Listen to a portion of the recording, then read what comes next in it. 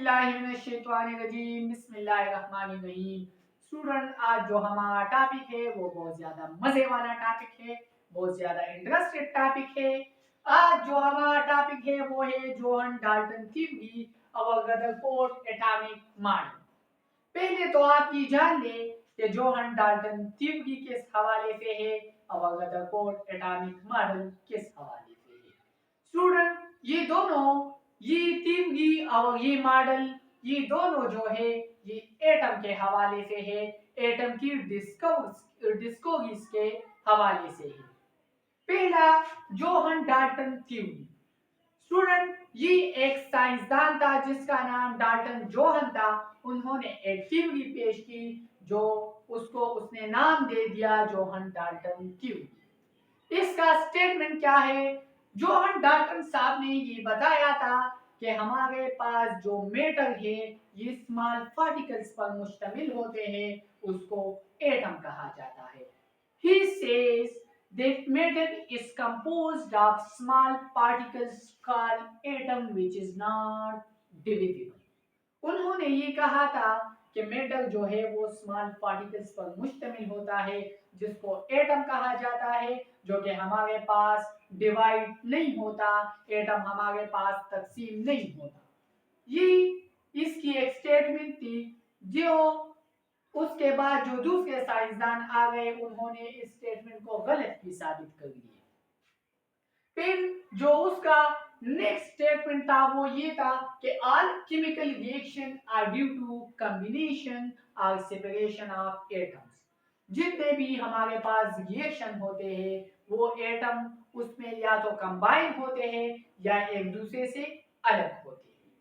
ये Johan Dalton theory था, जो सिंपल वर्ड्स में हम ये कह सकते हैं कि जो जोहन डाल्टन थ्योरी हमें ये बताता है कि मेटल जो है वो स्मॉल पार्टिकल्स पर मुश्तमिल होता है जिसको एटम कहा जाता है और एटम डिवाइड नहीं होता। इसके बाद 1911 में एक और साइंसदान आता है और वो इसमें कुछ और डेवलपमेंट करता है।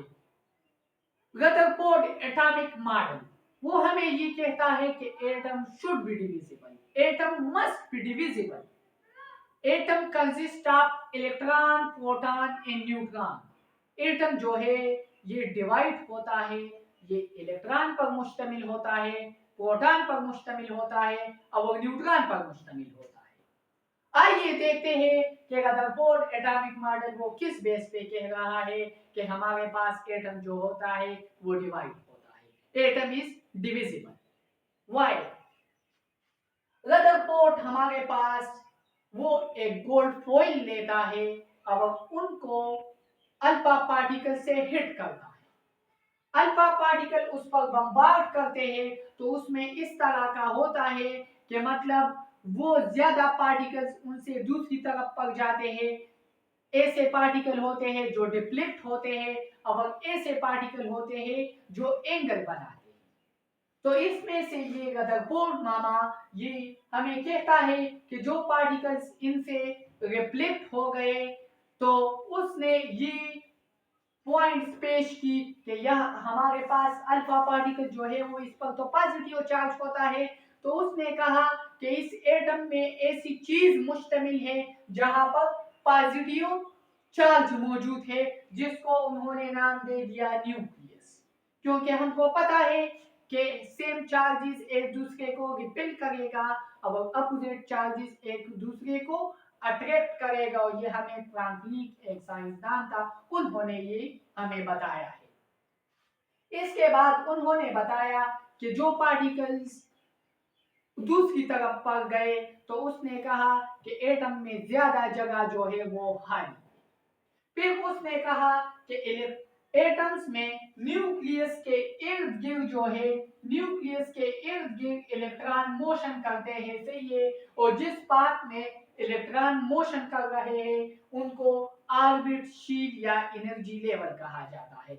जिस तरह जमीन और दूसरे सियारे सन से इर्द गिर्द मोशन करते हैं, इसी तरह इलेक्ट्रॉन भी न्यूक्लियस के सराउंड मोशन करते हैं, जिस पाथ को ऑर्बिट, एनर्जी लेवल या शील कहा जाता है। फिर उन्होंने कहा कि होली एटम जो है वो न्यूट्रल है। किस तरह? हमको पता है कि एटम में प्रोटॉन और इलेक्ट्रॉन का तादाद सेम होता है, तो हमको पता है कि प्रोटॉन पर पॉजिटिव चार्ज है और इलेक्ट्रॉन पर नेगेटिव चार्ज है, तो proton and electron will cancel two each other, therefore atom is neutral. फिर उसने ये बताया कि न्यू एटम का जितना भी मास और एनर्जी है वो न्यूक्लियस की वजह से है। अगर न्यूक्लियस गया तो फिर एटम इज नथिंग। स्टूडेंट, ये थे हमारे पास जोहन डाल्टन ड्यूरी और रदरफोर्ड एटॉमिक मॉडल। इस हवाले से आप लोगों के जहन में जितने भी क्वेश्चन हो वो कमेंट सेक्शन में जरूर बताएं और साथ साथ हमारे चैनल को सब्सक्राइब और लाइक भी करें। Okay, thank you.